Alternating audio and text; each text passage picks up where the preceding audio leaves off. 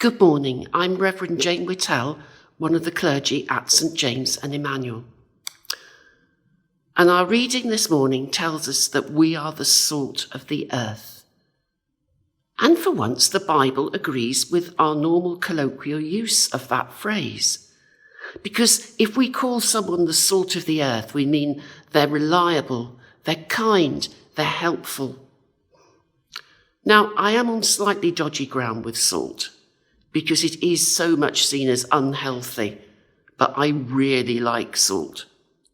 It makes a big difference to taste. And that's the whole point, isn't it? Jesus is telling us the way we live needs to make a difference. In the time of Jesus, salt was connected with purity. So we need to be honest and have integrity so we can be trusted. And salt was used as a preservative to stop meat and fish going off. And for us, that means being a bit of an antiseptic to try and help healing in the people around us. But what really struck me this time looking at this reading is salt as flavour. Because there is a bit of a stereotype of Christians being glum and being killjoys. And it's really important to show that that is not true.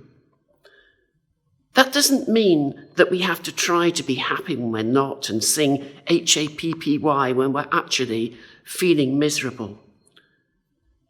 But it does encourage us to see the fun in life, to see the beautiful good things in life.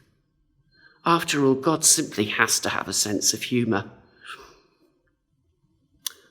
Let's sing our next song before we look at what it means to be the light of the world.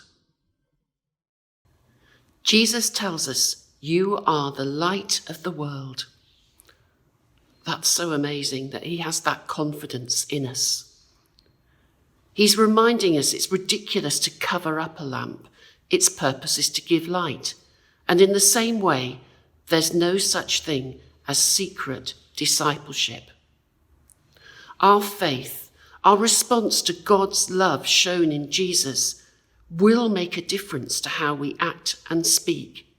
And the closer we get to God, the more we feel God's love and the more we can give that to others who can see it in the way we act, in the way we speak to the person on the checkout in Aldi or Sainsbury's, the way we treat our employees or work for our boss, the way we drive our car.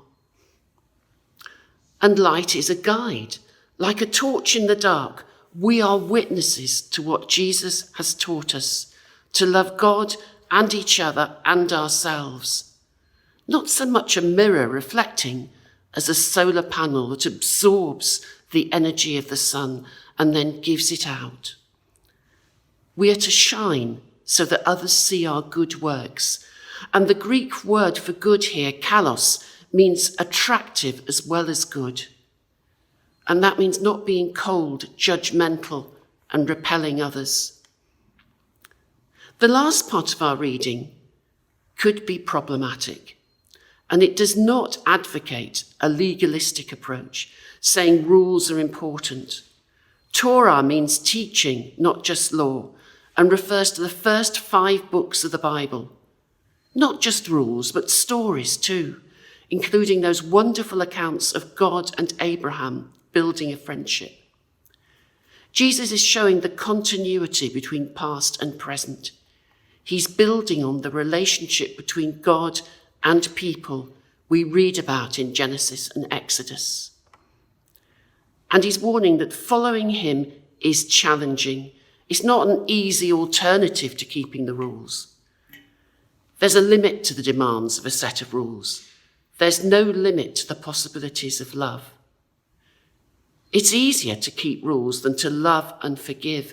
And I think that's why we do have a tendency to go back to seeing Jesus' teaching as rules. Love is the fulfilling of the law. There's no need to judge ourselves or others. Jesus pours out his love to fill us. And when he tells us to be salt and light and make a difference. He's asking us to share that healing, guiding, transforming love.